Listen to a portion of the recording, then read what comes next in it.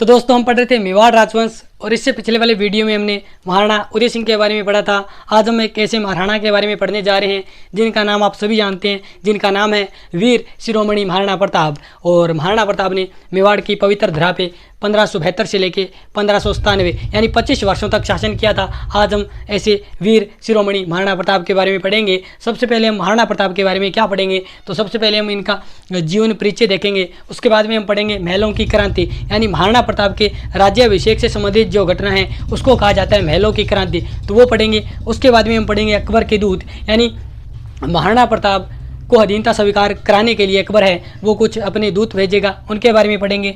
और उसके बाद में हम पढ़ेंगे हल्दी घाटी के युद्ध के बारे में। और हल्दी घाटी का युद्ध राजस्थान के इतिहास के साथ साथ भारतीय इतिहास का भी एक महत्वपूर्ण युद्ध है और हम इस युद्ध के महत्व भी देखेंगे। ठीक है, तो सबसे पहले हम महाराणा प्रताप के बारे में क्या पढ़ेंगे, जीवन परिचय। तो सबसे पहले हम जीवन परिचय के बारे में देखते हैं। तो जीवन परिचय के बारे में हम क्या क्या पढ़ेंगे, तो सबसे पहले हम पढ़ेंगे इनके पिता का नाम, फिर हम पढ़ेंगे इनकी माता का क्या नाम था, फिर हम इनका देखेंगे जन्म कब हुआ, कहाँ हुआ, ये देखेंगे। और बाद में देखेंगे हम इनके बचपन का नाम, यानी इनके बचपन का नाम क्या था। और लास्ट में हम देखेंगे इनकी पत्नी का क्या नाम था। इतनी चीज़ें हैं हम देखेंगे। सबसे पहले हम बात करते हैं महाराणा प्रताप के पिता का क्या नाम था, तो इनके पिता का नाम था महाराणा उदय सिंह। ठीक है, अब हम बात करते हैं कि इनकी माताजी का क्या नाम था। तो महाराणा प्रताप की माताजी का नाम था जयवंताबाई। क्या नाम था, जयवंताबाई। और जयवंताबाई कौन थी, तो ये कहते हैं कि पाली के अखेराज सोनगरा की पुत्री थी, यानी पाली के अखेराज सोनगरा की पुत्री।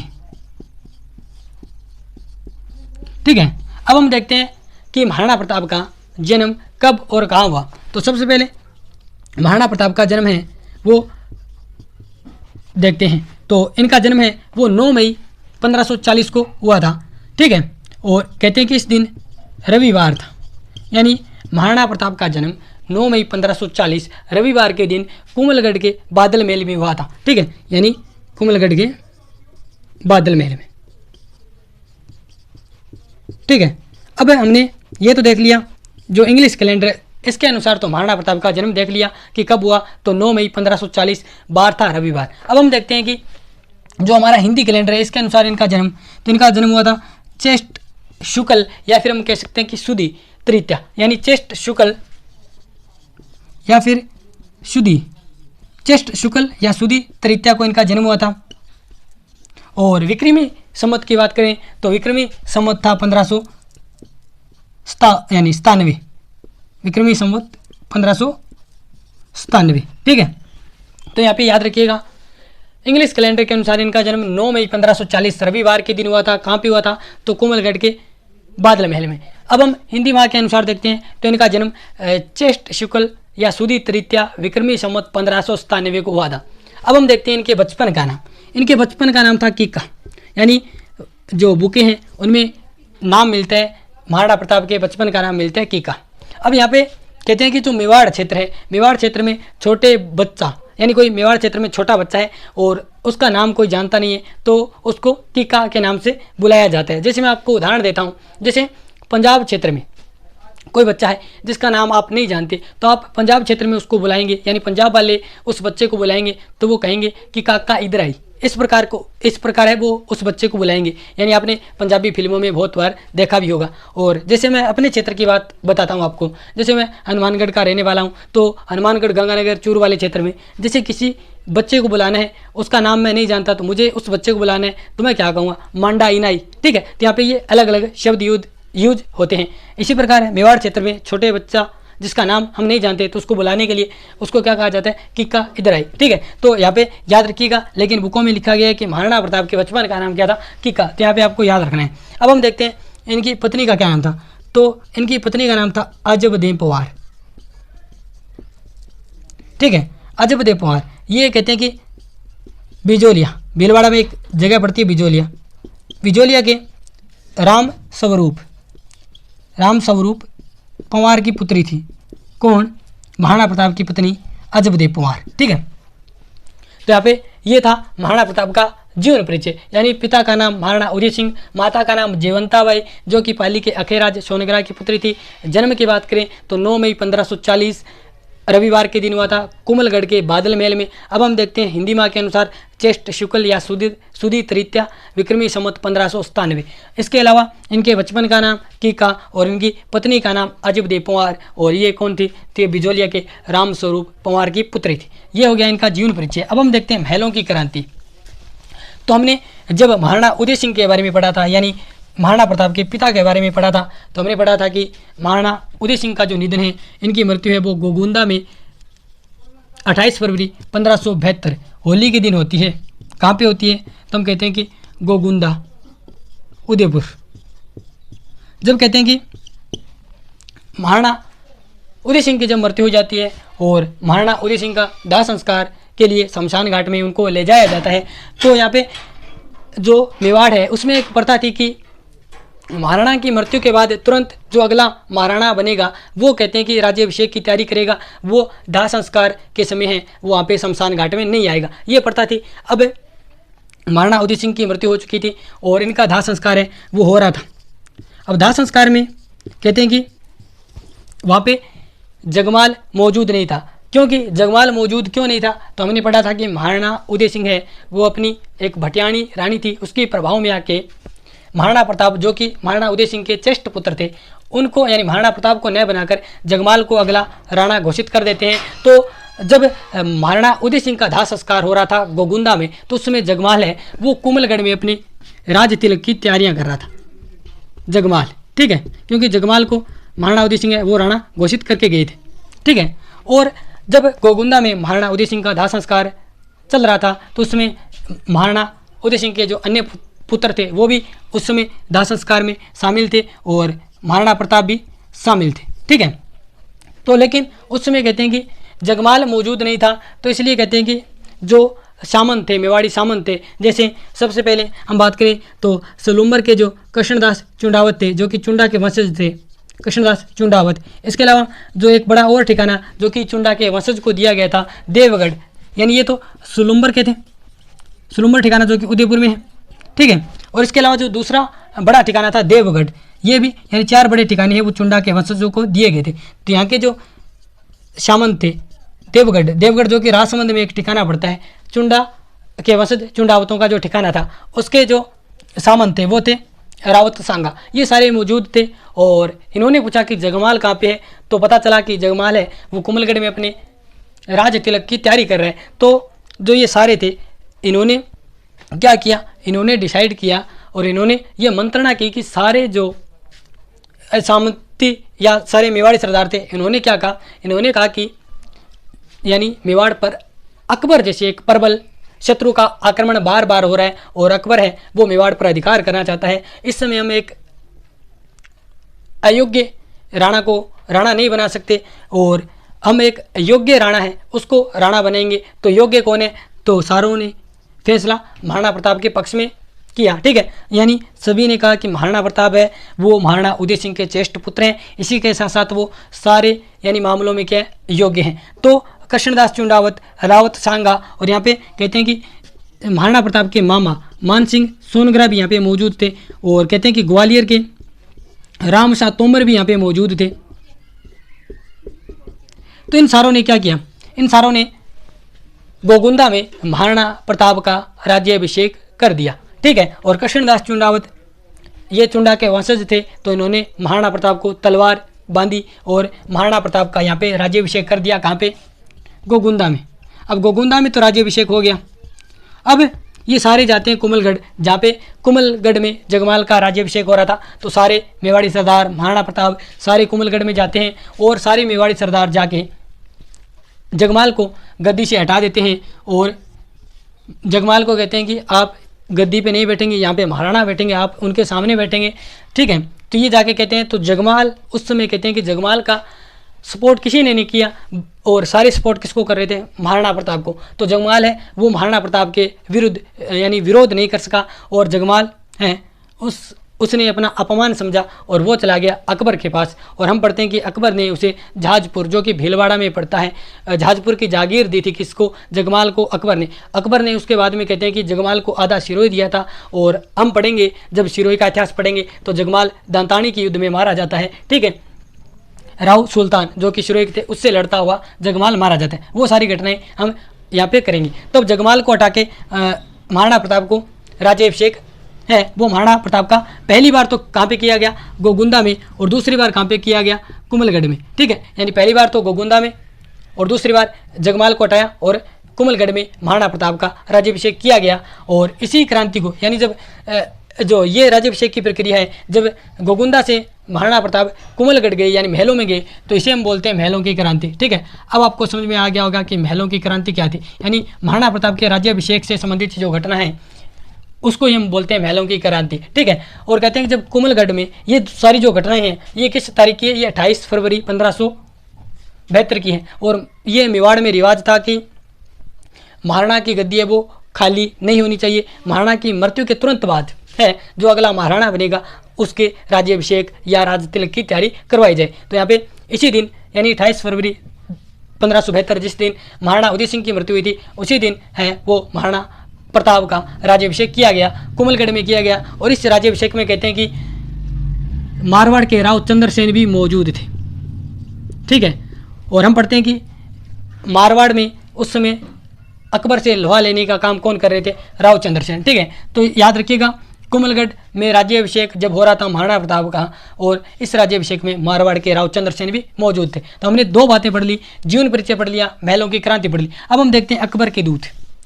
तो अकबर के दूत यानी अकबर ने, कहते हैं हम पढ़ते हैं कि जो भीलवाड़ा है, भीलवाड़ा में शाहपुरा, रायला, ये सारे ठिकाने हैं, वो अकबर ने उस पर अधिकार कर रखा था। यानी अधिकांश भीलवाड़ा पे अकबर ने अधिकार कर रखा था। और महाराणा उदय सिंह के समय अकबर ने चित्तौड़ पे भी अधिकार कर लिया था। ठीक है, जब हम कहते हैं कि महाराणा प्रताप महाराणा बनते हैं तो उनके समय जो अधिकांश क्षेत्र पे, मेवाड़ के अधिकांश क्षेत्र पे अकबर का अधिकार था। ठीक है, तो अब अकबर चाहता था कि मैं संपूर्ण मेवाड़ पर अधिकार कर लूँ, इसलिए वो क्या करता है, अकबर कुछ दूतों को भेजता है और महाराणा प्रताप को अपनी अधीनता स्वीकार कराने के लिए कहता है। तो अकबर कौन कौन से दूत भेजता है उस पर हम चर्चा करते हैं। तो सबसे पहले हैं अकबर भेजता है जलाल खां कोरची को। जलाल खां कोरची को अकबर भेजता है। कब भेजता है?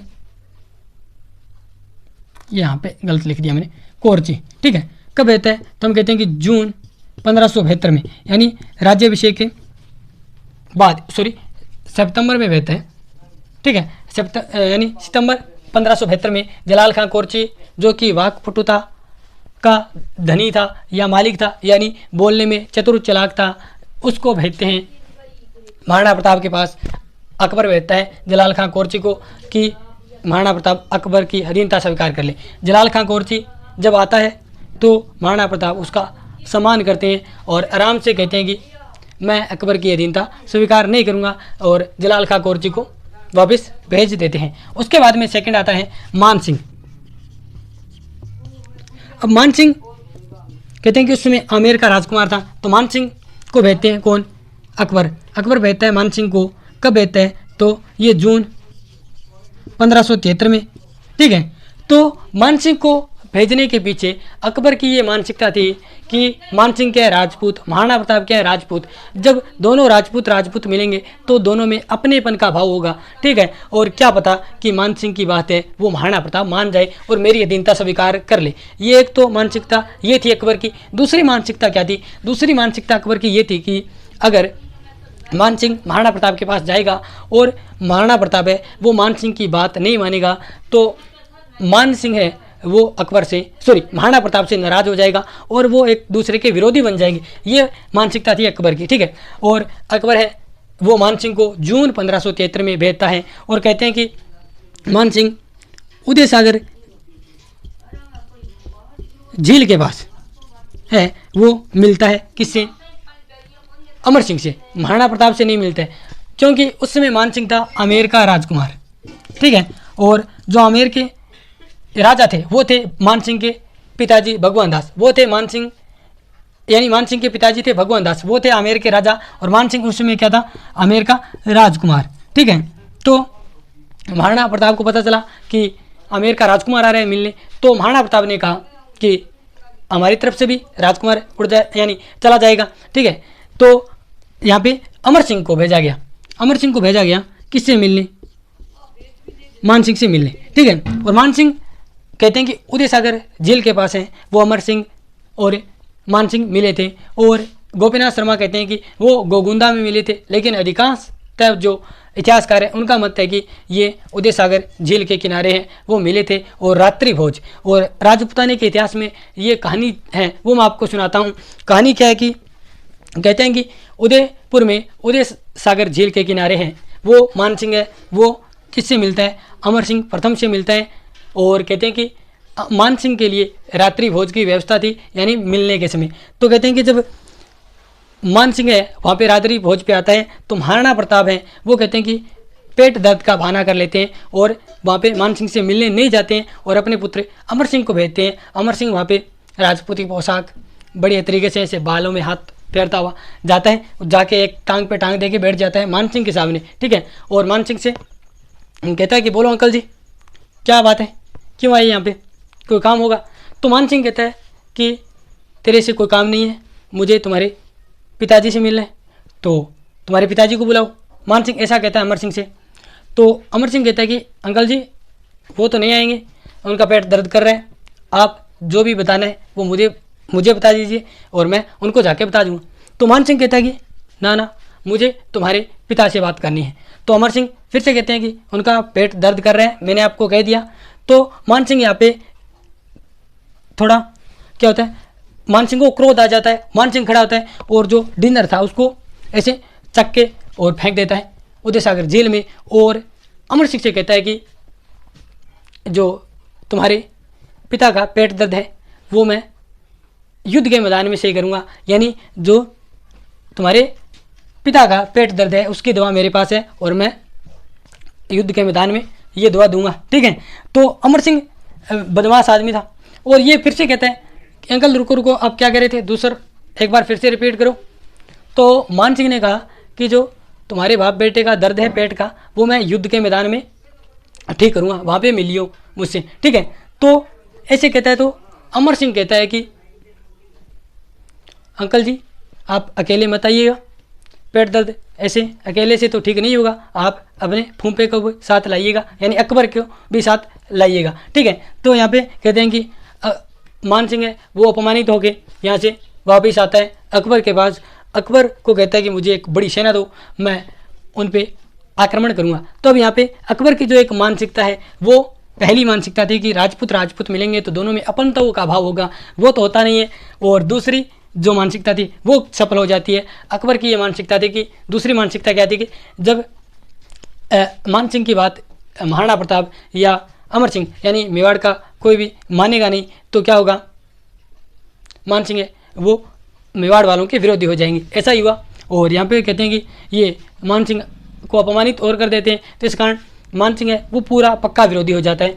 ठीक है, इसके बाद में अब मान सिंह है वो तो आ जाता है। इसके बाद में तीसरा दूत है वो भेजते हैं भगवंत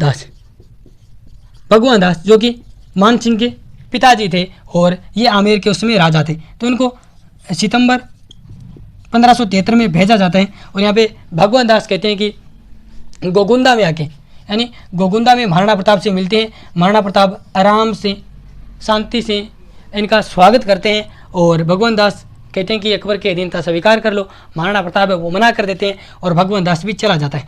इसके बाद में हम कहते हैं कि अकबर का एक वित्त मंत्री था और टोडरमल नाम था, टोडरमल जो कि अकबर का वित्त मंत्री था। और अकबर चौथे दूत के रूप में टोडरमल को भेजते हैं दिसंबर 1573। और अब जैसे ही टोडरमल आते हैं मेवाड़ में, महाराणा प्रताप है वो इनका ससमान इनका स्वागत करते हैं। और जब ये कहते हैं कि आप अकबर की अधीनता स्वीकार कर लो तो महाराणा प्रताप फिर से मना कर देते हैं कि मैं अकबर की अधीनता स्वीकार नहीं करूँगा। तो यहाँ पे टोडरमल को भी वापस भेज देते हैं। अब ये सारे दूत असफल होते हैं जो अकबर ने भेजे थे। तो अकबर है अब महाराणा प्रताप पे आक्रमण करेगा। और हम कहते हैं कि ये जो अकबर ने दूत भेजे थे, इसके पीछे जो महाराणा प्रताप की भी एक अच्छी कूटनीति थी। कैसे कि जैसे ही दूत आता अकबर का, तो महाराणा प्रताप क्या करते, कई दिन तो उसको मेवाड़ में रखते और साथ में शांति से बात करते और लास्ट में कहते कि मैं अकबर की अधीनता स्वीकार नहीं करूँगा। तो इस प्रकार हम कहते हैं कि 72 से 12 यानी 1572 से 1500 लगभग 74 तक यानी 2 साल क्या कर लेते हैं, महाराणा प्रताप युद्ध की तैयारी कर लेते हैं। यानी महाराणा प्रताप के पास कहते हैं कि जब ये महाराणा बनते हैं तो उस समय बहुत ही कम सैनिक थे, ठीक है, और सैनिकों में उत्साह भी नहीं था। तो इस समय के मध्य जहाँ पे अकबर दूत भेज रहे हैं, 4 दूत भेज रहे हैं, उस समय कहते हैं कि महाराणा प्रताप है वो युद्ध की अच्छे तरीके से तैयारी कर लेते हैं, ठीक है। और अब अगर अकबर आक्रमण भी करे तो महाराणा प्रताप है वो जवाब देने के लिए तैयार थे। तो अब हम पढ़ते हैं हल्दी घाटी का युद्ध। अब कहते हैं कि महाराणा प्रताप पर अकबर जो आक्रमण करेगा और दोनों के मध्य युद्ध होगा, उस युद्ध का नाम है हल्दी घाटी का युद्ध। और यहाँ पे दिसंबर 1573 तक अकबर ने दूत भेजे। उसके बाद में 74-75 यानी 1574-75 में अकबर आक्रमण नहीं करेगा। क्यों नहीं करेगा, तो कहते हैं कि 74 में अकबर बंगाल में उलझा पड़ा था और 75 में कहते हैं कि ये मारवाड़ के राव चंद्रसेन के साथ संघर्ष कर रहा था, ठीक है। तो अब ये 76 में जैसे ही अकबर बेला होता है, यानी समझ गए आप, बेला का मतलब फ्री होता है, तो अकबर क्या करता है, मेवाड़ पे आक्रमण करता है। एक युद्ध होता है हल्दी घाटी का युद्ध। कब होता है, 18 जून 1576। और कई इतिहासकार कहते हैं कि युद्ध 21 जून को हुआ था। अब युद्ध से पहले हम देखते हैं दोनों पक्षों की तैयारियां, यानी एक तरफ महाराणा प्रताप की तैयारियां, एक तरफ हम देखेंगे अकबर की तैयारियां। तो कहते हैं कि अकबर इधर अजमेर दुर्ग में आता है और अजमेर दुर्ग में क्या है, हल्दी घाटी युद्ध की योजना बनाता है, ठीक है। और यहाँ पे कहते हैं कि अकबर एक सेना तैयार करता है और अकबर कहते हैं कि उस सेना का जो सेनापति है वो बनाता है किसको, मान सिंह को।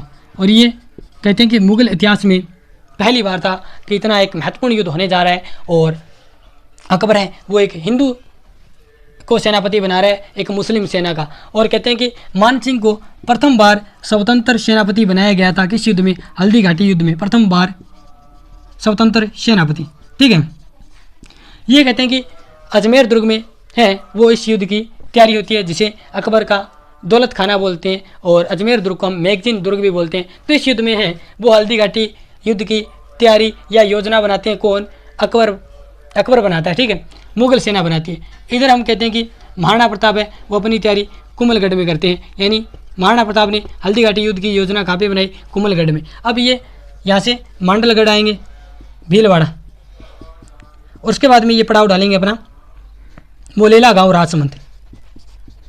और इधर हम कहते हैं कि महाराणा प्रताप तो कुमलगढ़ में मौजूद थे, तो ये इनसे 5-6 मील दूर लोसिंग में अपना पड़ाव डालेंगे। दोनों स्थान कहाँ पे पड़ते हैं, ये राजसमंद में पड़ते हैं। यानी इधर से महाराणा प्रताप की सेना आ रही है, लोसिंग में पड़ाव डाल रही है, इधर से अकबर की सेना आ रही है मान सिंह के नेतृत्व में, और कहाँ पे पड़ाव डाल रही है, मोलेला। अब हम देखते हैं कि दोनों जो सेनाएं आ रही है उनमें सेनापति कौन कौन था, ठीक है। तो इधर तो मैंने आपको बता दिया मुगल सेना का सेनापति था मान सिंह, और इसी के साथ साथ जो अन्य जो सेनापति था वो था आसिफ खां, ठीक है। इधर सेनापति कौन कौन थे, मान सिंह और आसिफ खां। और इधर अब हम देखते हैं कि महाराणा प्रताप की तरफ से कौन कौन सैनिक थे। तो हम पढ़ते हैं कि सबसे पहले थे राम सिंह तोमर।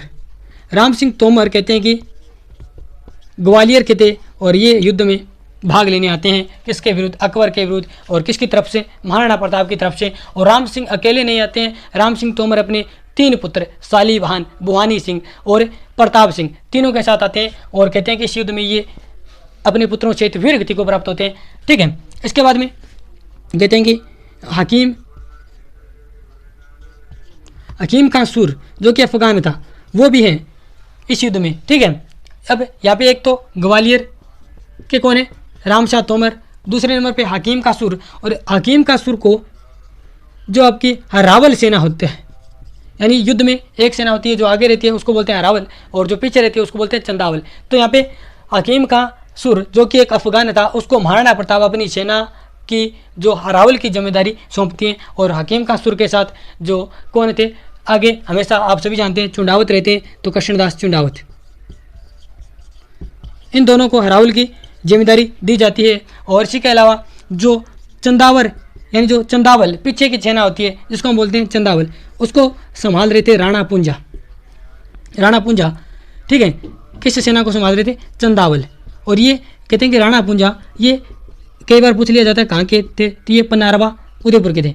पनारवा उदयपुर ये कोई जगह पड़ती है, वहाँ के थे कौन? राणा पूंजा। और कहते हैं कि पूंजा एकमात्र ऐसे व्यक्ति थे जिनको महाराणा प्रताप ने राणा लगाने की अनुमति दे रखी थी। और यहाँ पे हम पढ़ते हैं कि राणा पूंजा, ठीक है। तो अब देखिए महाराणा प्रताप की सेना में एक अफगान भी है जिसको अरावल की जमींदारी दे रखी है, और एक तरफ यहाँ पे जो समाज की मुख्य धारा से कटा हुआ जो एक अत्यंत पिछड़ा वर्ग है, ठीक है, जनजाति क्षेत्र से राणा पूंजा को भी चंदावल सेना का है वो नेतृत्व दे रखा है। तो हम कहते हैं कि महाराणा प्रताप एक अच्छे संगठन करता है, एक जनता के जननायक हैं। यहाँ पे महाराणा प्रताप योद्धा के साथ साथ हम कहते हैं कि इनमें बहुत सारे चारित्रिक विशेषताएं थी। हम जब कल वाले वीडियो में पढ़ेंगे तो उसमें मैं आपको अलग से महाराणा प्रताप की चारित्रिक विशेषताओं पर हम बात करेंगे। तो यहाँ पे हम हल्दीघाटी युद्ध की बात करें तो इधर हल्दीघाटी युद्ध में दोनों सैनिकों की बात होगी, यानी इधर से मान सिंह और आसफ खां हैं, इधर ग्वालियर के राम सिंह तोमर, हकीम खां सुर जो कि अफगान है,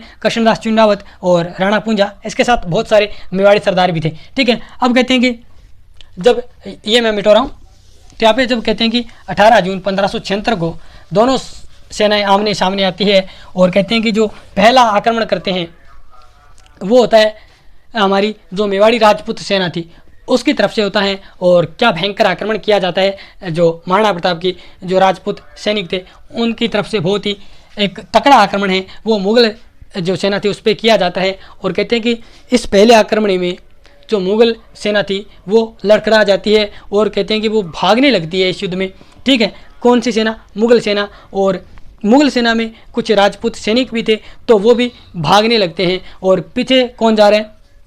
जो इधर से मेवाड़ी जो मुगल जो राजपूती सेना है महाराणा प्रताप की वो जा रही है, और इधर भाग रही है सामने कौन? जो अकबर के सैनिक है उनमें जो राजपूत सैनिक है वो भाग रहे हैं। तो उस समय कहते हैं कि इतिहासकार हैं एक बदायूनी और आसिफ खां अपने यानी पास पास खड़े हुए थे। कौन कौन?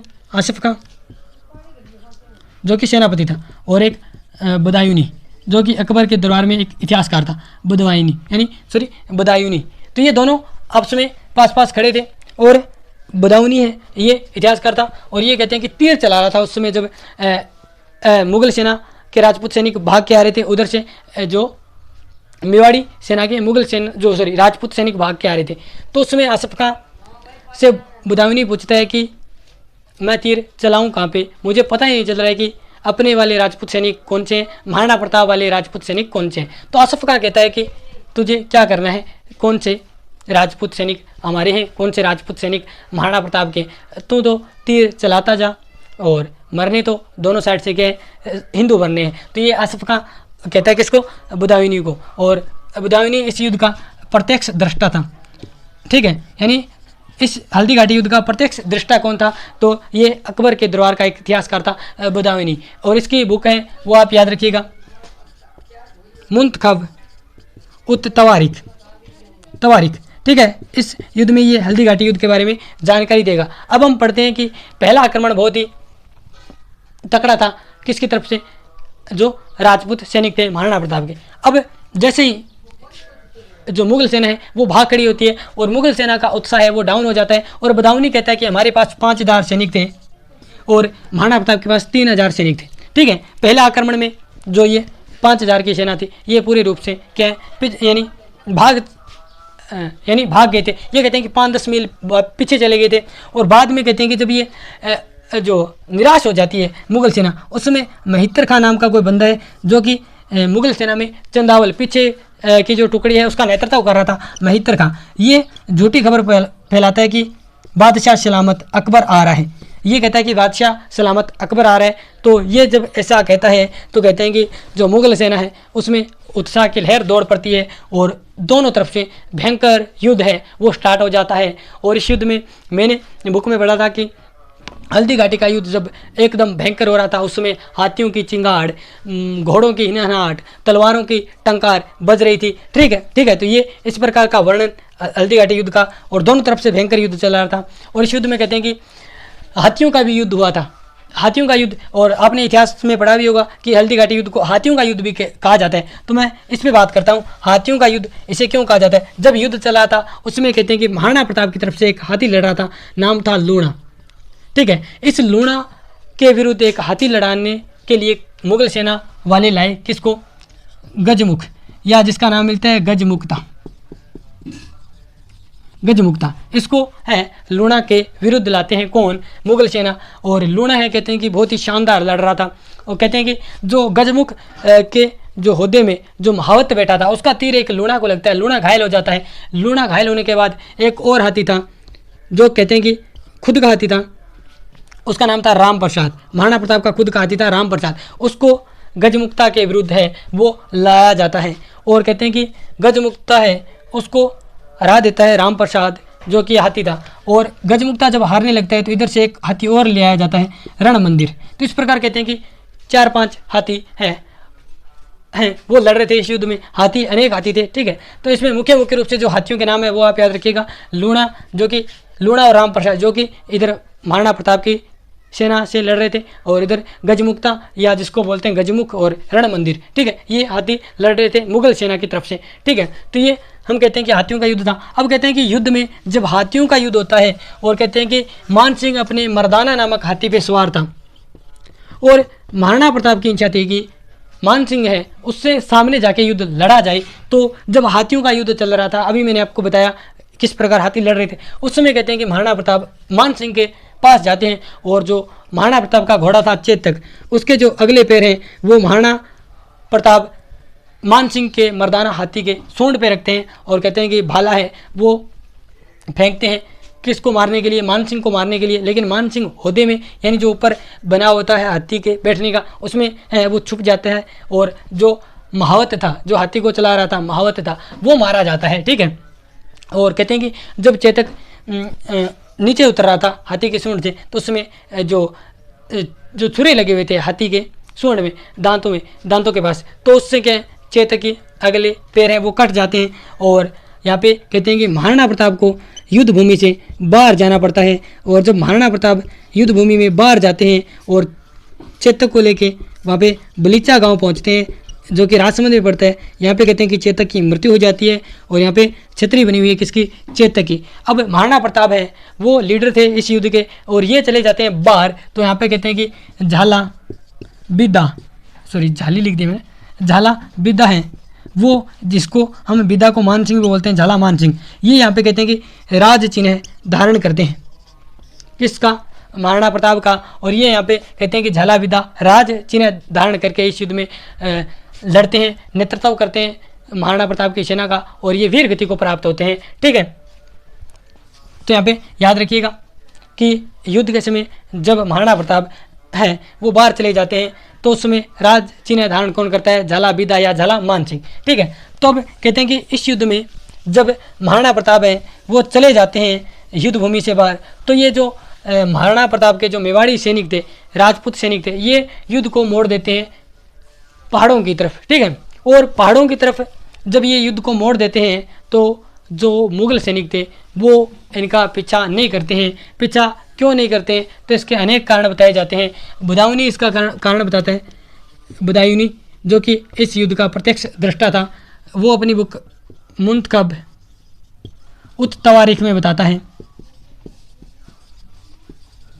वो कहता है कि हमने जो मुगल जो सैनिक थे उन्होंने राजपूत सैनिक थे उनका पीछा क्यों नहीं किया। तो एक तो जून माह की झुलसती गर्मी थी, यानी जून माह की गर्मी, और दूसरा कारण था कि हमारे सैनिक है वो थक चुके थे, और तीसरा कारण है कि हमारे सैनिकों को डर लग रहा था कि कहीं हम पहाड़ों में पीछा करने जाएं महाराणा प्रताप की सेना का, कहीं जो महाराणा प्रताप की सेना है वो घात लगा के पहाड़ों में छिपी हुई बैठे रहे, और जैसे हम जाएं तो हमें मार ना दे। तो इस कारण वो हैं बुदायूनी है, ये 3 कारण बताता है। ठीक है, ये आपको याद रखने हैं। और कहते हैं कि हल्दी घाटी युद्ध है वो इस प्रकार है वो समाप्त हो जाता है। ठीक है, तो यहाँ पे आपको हल्दी घाटी युद्ध के बारे में इतनी बातें याद रखनी है। अब हम पढ़ते हैं हल्दी घाटी युद्ध के उपनाम हम पढ़ते हैं। उपनाम में हम पढ़ते हैं कि जो कर्नल जेम्स टोड हैं, कर्नल टोड, ये कहते हैं कि युद्ध है वो मेवाड़ की थर्मोपोली है। अब मेवाड़ की थर्मोपोली, ये थर्मोपोली क्यों कहा, तो हम इस पे बात करेंगे। थर्मोपोली है वो इस युद्ध को क्यों कहा, जब हम दिवेर का युद्ध पढ़ेंगे जिसे मेवाड़ का मैराथन का तोड़ दे, उसमें हम दोनों की बात करेंगे। थर्मोपोली क्या है और मैराथन क्या है, ठीक है। तो यहाँ पे कर्नल तोड़ दे हल्दीघाटी युद्ध को मेवाड़ की थर्मोपोली का है। उसके बाद में पढ़ते हैं कि जो दूसरे हैं बदायूनी, ये जो कि प्रत्यक्ष दृष्टा था इस युद्ध का, ये कहता है कि ये गोगुंदा का युद्ध था। यानी हल्दीघाटी है वो 2 पहाड़ियों से घिरा हुआ है, यानी ये दर्रा है, पास है एक, ठीक है। तो इसलिए एक तरफ गोगुंदा पहाड़ी, एक तरफ खमनोर पहाड़ी। तो बदायूनी कहता है कि ये गोगुंदा का युद्ध था। थोड़ी मार्कर में स्याही कम हो गई, इस कारण आपको दिख नहीं रहा होगा। और इसके अलावा एक इतिहासकार अकबर के दरबार में और था अबुल फजल, ये कहता है कि ये खमनोर का युद्ध था।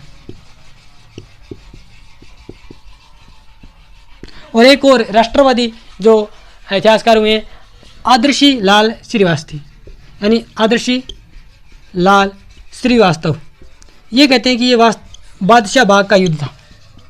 किसका युद्ध था, बादशाह बाग का युद्ध। तो यहाँ पे आपको 4 इतिहासकारों के नाम याद रखने हैं और इन्होंने हल्दीघाटी को क्या नाम दिए, यानी हल्दीघाटी युद्ध को क्या नाम दिए। तो सबसे पहले टोड ने कहा है कि ये मेवाड़ की थर्मोपोली है। उसके बाद में जो बदायूनी है ये कहता है कि ये गोगुंदा का युद्ध है, जबकि अबुल फजल कहता है ये खमनोर का युद्ध है, और आदर्शी लाल श्रीवास्तव कहते हैं कि ये बादशाह बाग का युद्ध है, ठीक है। और इसको हाथियों का युद्ध भी कहा जाता है, रक्त तलाई का युद्ध भी कहा जाता है। तो ये भी उपनाम आप याद रखिएगा। और अब हम पढ़ते हैं महत्व, हल्दीघाटी युद्ध का क्या महत्व है। हम कहते हैं कि हल्दीघाटी का युद्ध बहुत ही तगड़ा युद्ध है वैसे तो कहीं तो, और इसमें जो महत्व क्या है इसका युद्ध का, हम कहते हैं कि ये एक साम्राज्यवादी शक्ति के विरुद्ध एक प्रादेशिक जो स्वतंत्रता है उसकी लड़ाई है। यानी एक तरफ अकबर है, एक तरफ महाराणा प्रताप है। अकबर एक साम्राज्यवादी शक्ति का नेतृत्व कर रहा है और महाराणा प्रताप है वो एक प्रादेशिक स्वतंत्रता, एक क्षेत्रीय स्वतंत्रता के प्रतिनिधित्व कर रहा है। कौन, महाराणा प्रताप कर रहे हैं। तो कहते हैं कि जो अकबर हैं, अकबर के अपने साम्राज्य का विस्तार करना चाहते हैं, जबकि महाराणा प्रताप हैं वो एक बहुत ही छोटी सेना है, फिर भी अपने प्रदेश को स्वतंत्र कराना चाहते हैं, यानी स्वतंत्र रखना चाहते हैं। तो ये हम कहते हैं कि एक साम्राज्य शक्ति के विरुद्ध एक क्षेत्रीय या एक प्रादेशिक जो क्षेत्र है उसका क्या एक क्या है आपका जो संघर्ष है, ठीक है। उसके बाद में हम कहते हैं कि महाराणा प्रताप के पास बहुत ही सीमित संसाधन थे, उसके विरुद्ध भी वो लड़ते हैं। तो हम कहते हैं कि ये जनता में एक नई आशा, नई उम्मीद का संचार करते हैं, जनता में नैतिकता लाते हैं। ऐसे जो प्रयास हैं सीमित संसाधनों के बावजूद भी हैं, वो महाराणा प्रताप लड़ रहे हैं। किसके लिए, मेवाड़ की स्वाधीनता के लिए, स्वतंत्रता के लिए। तो इसलिए जनता में भी है वो अपने राजा के प्रति विश्वास की भावना जगती है, उनमें आशा का संचार होता है कि हमारा राजा लड़ रहा है हमारे लिए, ठीक है। तो इस कारण हम कहते हैं कि सीमित संसाधनों के बाद भी महाराणा प्रताप इस युद्ध में लड़ते हैं। और ये कहते हैं कि इसमें इससे क्या होता है कि जनता का भी मनोबल बढ़ता है, और साथ में ये कहते हैं कि जनजातीय लोग हैं उनको भी साथ में लेकर महाराणा प्रताप हैं वो लड़ते हैं। तो इस कारण जो जनता और जनजाति दोनों क्षेत्रों का मनोबल है वो बढ़ जाता है। उसके बाद में हम कहते हैं कि ये राष्ट्रवादियों के लिए प्रेरणा है, ये युद्ध है ये राष्ट्रवादियों के लिए प्रेरणा है। यानी हम कहते हैं कि जो हमारा अंग्रेज़ों के विरुद्ध जो हमारा स्वाधीनता संग्राम चलता है उसमें कहते हैं कि जो अनेक जो नेता थे उन्होंने इस युद्ध से सीखा, इस युद्ध से प्रेरणा ली, और वो कहते थे कि जिस प्रकार एक बड़ी साम्राज्यवादी शक्ति के खिलाफ जिस प्रकार महाराणा प्रताप लड़े थे, उसी प्रकार हमें अंग्रेज़ों की एक बहुत बड़ी साम्राज्यवादी शक्ति के विरुद्ध हमें लड़ना है, ठीक है। तो इस प्रकार के वो महाराणा प्रताप के उदाहरण देते थे, और एक प्रकार से हम कहते हैं कि ये जो राष्ट्रवादियों के लिए क्या है प्रेरणा स्रोत ये युद्ध रहता है। और ये राजस्थान के इतिहास का नहीं बल्कि भारतीय इतिहास का एक बहुत ही महत्वपूर्ण युद्ध है। तो हमने आज इतनी घटनाओं पे चर्चा की। अब हम आगे पढ़ेंगे, क्या पढ़ेंगे, हम पढ़ेंगे कि अकबर का आक्रमण होगा, शाहबाज खां को भेजेगा अकबर, उसके बाद में शेरपुर की घटना, इसके अलावा दिवेर का युद्ध, और लास्ट अंतिम अभियान जो जगन्नाथ कछावा के नेतृत्व में होता है। उसके बाद में महाराणा प्रताप है उनका जो शांति काल है वो किस प्रकार बीता, उसमें उन्होंने क्या क्या जो क्षेत्रों में प्रगति की, यानी उनके दरबारी विद्वान कौन कौन से शिक्षा के क्षेत्र में उन्होंने काम किए, निर्माण किए, उनके बारे में पढ़ेंगे, ठीक है। तो कल वाले वीडियो में पढ़ेंगे। आपको क्लास कैसी लगी कमेंट बॉक्स में बताइएगा।